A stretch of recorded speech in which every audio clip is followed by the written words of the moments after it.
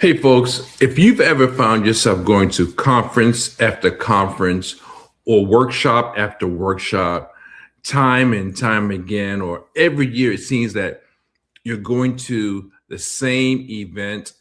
It's not necessarily a bad thing, but maybe you're hooked on conferences and workshops. And if that's you, you've done that. This episode is definitely for you.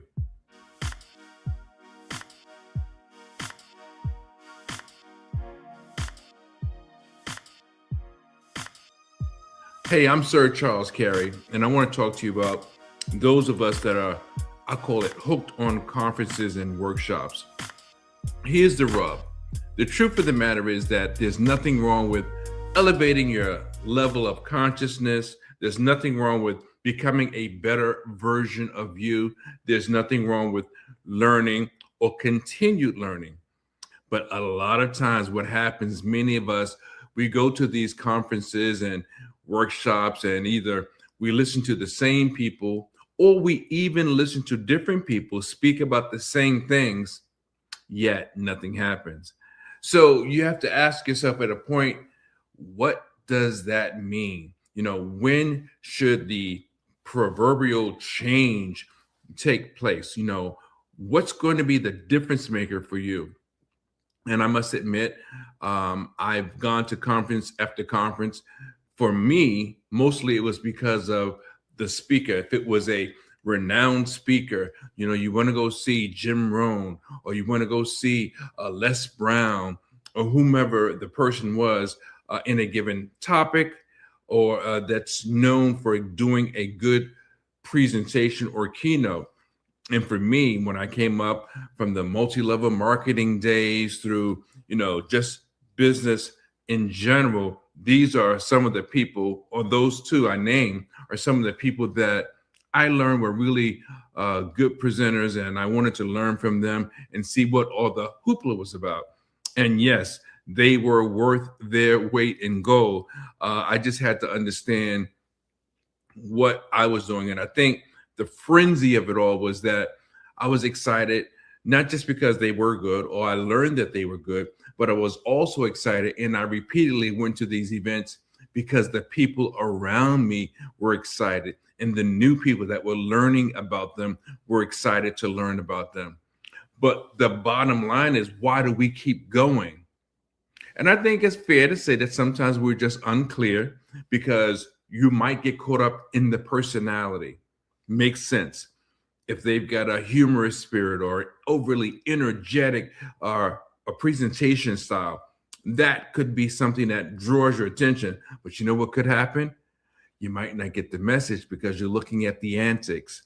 Or sometimes, from our perspective, we've gone, but we really weren't clear on what the hook was. What was the main source of the message? What was the call to action? And I don't mean the call to action to work with the person, but the call to action that gave us the answer to what we were looking for as it relates to what they're known for.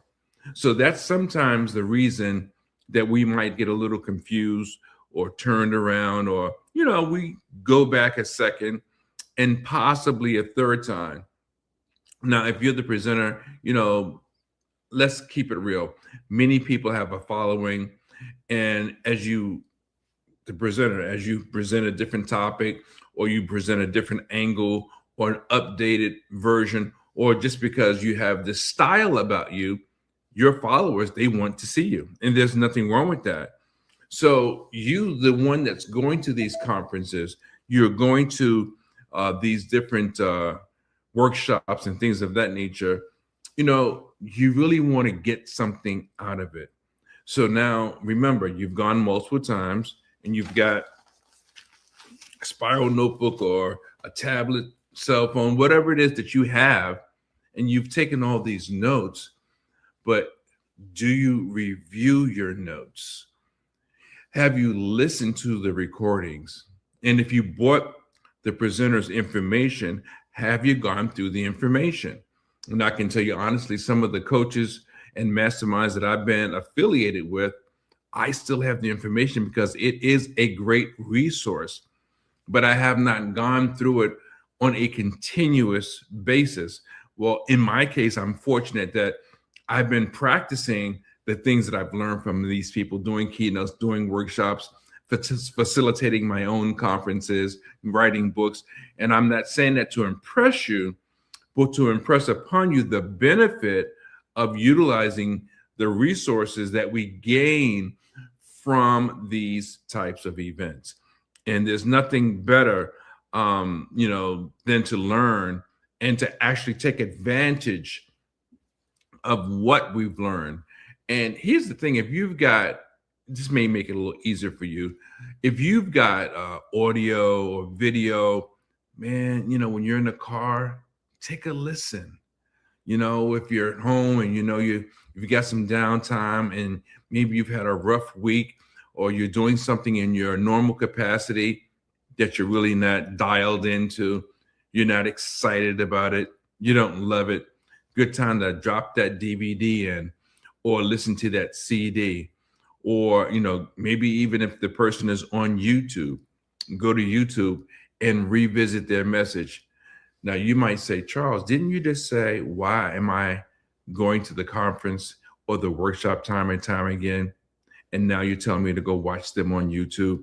What I'm trying to suggest is, if you're not getting the results that you want to get, sometimes you need to absorb the information in a different environment.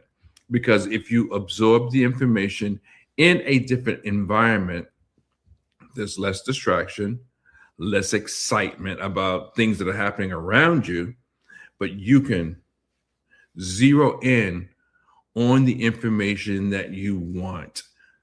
And, there's nothing better than finally the light goes on and you get it. It's like, ah, man, what a wonderful feeling. And I can tell you from my own experience, I've worked with many of the greats. I've listened to many of the greats. I've gone to their conferences. And in some situations, I've been a part of their programs, coaching, masterminds, again, conferences and workshops. And at some point, this was also while I was doing my own keynotes, while I was facilitating my own conferences. So in other words, I continue to learn through the process of doing. But you have to realize, and this is a lesson, if you haven't taken notes, I'm going to suggest take notes, rewind, stop, take notes on what really resonates with you. But here is the key. You've got to pull the trigger. I can't say it any plainer than that. You have got to pull the trigger. So pulling the trigger for you may be a little different than pulling the trigger for someone else. For some of us, pulling the trigger may mean simply to buy their program. Okay. If you're at the stage where you should buy their program, or you need to buy their program, I suggest that you do just that. You've got to be willing to invest in yourself. Because once you invest, you buy the program, whatever the investment may be, that is an opportunity no one, and I mean no one, can take away from you. You've made the investment, you've invested your time, your financial resources, and now you're able to get the learning. You're able to get the training to take you from where you are to where you want to be, or from where you are to where you need to be. And guess what? There's always a level of evolution, of evolving, of getting better, of being smarter, of being wiser. And that's how it's supposed to go. That's called, simply put, growth. And I can tell you a story, honestly. Like I said, I've learned from many of the greats, whether it was Jim Rohn, Tony Robbins, John Maxwell, Delatoro McNeil, Willie Jolly. I mean, if you name them and they've been out there, I've either learned personally indirectly with them, or I've learned from afar. So I remember once in particular when I first got started and I was doing some work. I was speaking here and there, doing luncheons, speaking for government agencies. I kind of like gone through the whole Toastmasters bit. I had been a Toastmasters president. I was Toastmasters, I think, gold, or yeah, something like that. I've gone through many of the competitions. I can't think of all the phrases in the terminology that Toastmasters use. I had won some of the competitions, table topics. I'd done the competent leader. I had all these accolades from Toastmasters. So now I'm at the stage that I'm starting to actually speak outside of Toastmasters. I'm starting to, speak when people want to hire me for different events.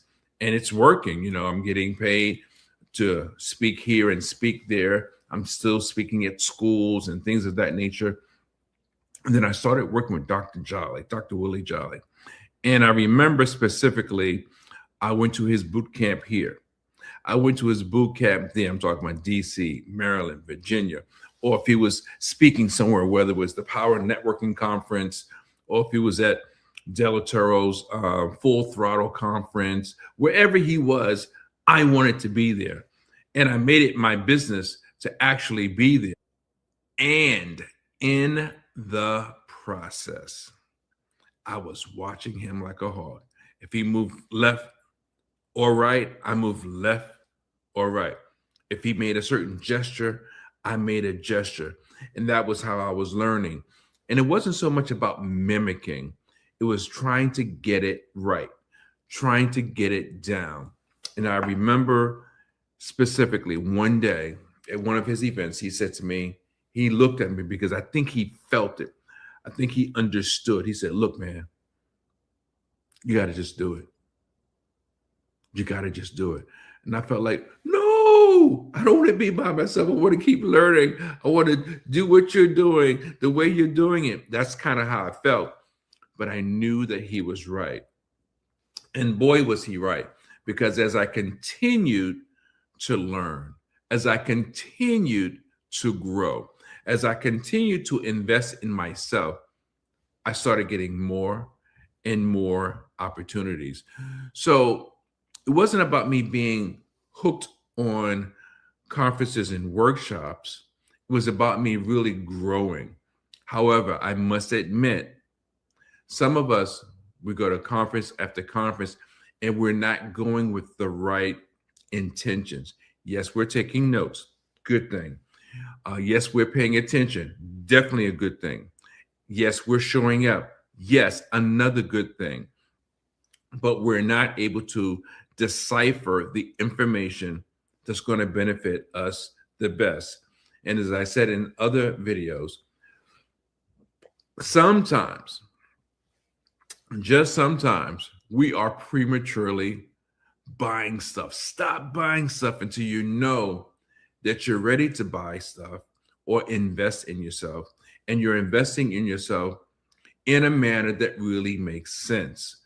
So don't be a conference junkie or hooked on conferences and workshops if you're not going with the right intentions, with the right motivation. Well, how do I know? How do I know?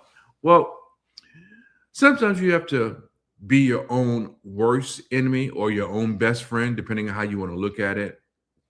So in other words, if you realize that you've been going to conferences and workshops for, I don't know, 3, 5, 10 years, and you haven't launched your own business, you haven't started your own initiative, you don't have your own projects, you have to be able to be what I call using critical in-depth analysis. I wrote this in one of my books. I think it was Aligned by Design. Critical in-depth analysis is all about being able to critique yourself, but to do it as honestly as possible. It's not about beating yourself up. It's about sitting back and asking yourself the hard questions. Looking at, where am I zigging when I should be zagging?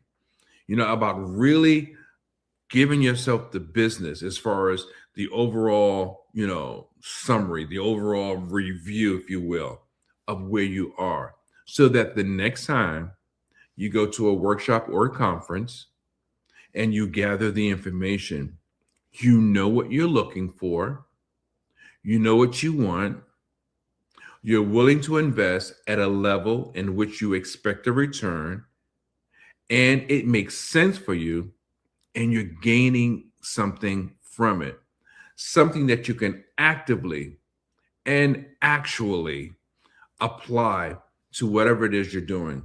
So whether it's a business, something for the community, something in your place of worship, the value you gain, you can apply it, and it can be a benefit to other people.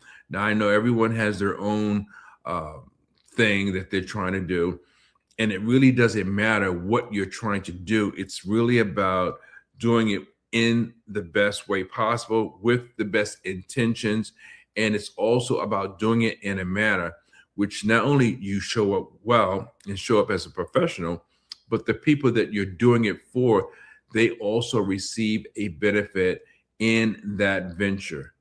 If we're not able to live this life in whatever profession where we make it better, and not just better for ourselves, but better for us, I think we're missing the point.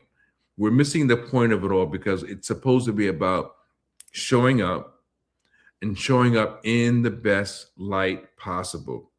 So I hope that you have taken some notes. I hope that you have really resonated with this message, because it's really about you learning how to be the best version of you through learning how to learn in the best way for you.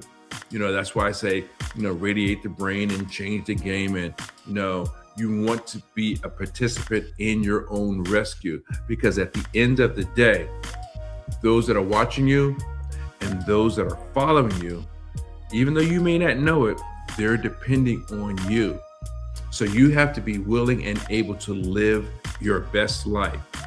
And if any of that makes sense, look for our upcoming webinars on the complete strategy plan and 5 reasons your dreams never see the light of day. And I think it's important. You'll gain so much. And I love the opportunity of coaching you and working with you so that you can be the best version of you. With that being said, until next time, take care.